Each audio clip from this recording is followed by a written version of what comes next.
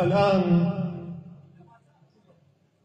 وصلنا خبر هام يستدعي انتباهكم وإنصاتكم جميعا. خبر هام يستدعي انتباهكم وإنصاتكم جميعا.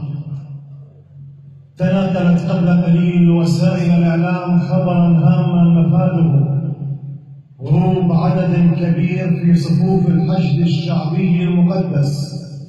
تناقلت وسائل الإعلام خبرا هاما مفاده هروب عدد كبير في صفوف الحشد الشعبي المقدس، وتأكدت أنا من الخبر فوجدت أن معدل الهروب يزداد تصاعديا من الخطوط الخلفية إلى الخطوط الأمامية، ورجال الحشد لا تهوى إلا الصد.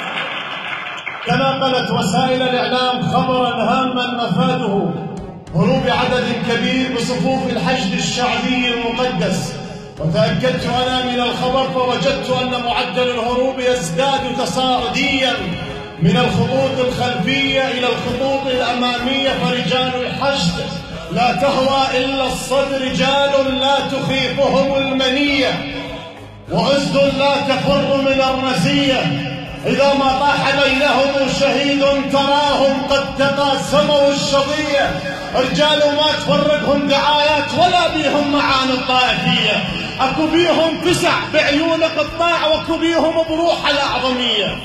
وإذا واحد لقيته بلا يساتر ويسمونه ذاك الأخو خيه، بس تقرب لك تشتميه عباس قول هنا أنا ولد الناصرية، ظلم لو ماتت على الساتر تعيش. وإذا واحد لقيته بلا يساتر ويسمونه ذاك الأخو خيه، بس تقرب لك تشتميه عباس قول هنا أنا ولد الناصرية، ظلم لو ماتت على الساتر تعيش. وتضرب للرصاص العالي ضيع، ساتر لو دره للبصرة فوقا يدلق راسه ويأدي التحية. وإذا شفت زلمة ما شالت الداع ويتلقى الفشق ملقى بدوية، قول هنا زلم شعلان بالجون دول أهل السماء والرافضية. وإذا شفت زلمة ما شالت الداع ويتلقى الفشق ملقى بدوية، قول هنا زلم شعلان بالجون دول أهل السماء والرافضية.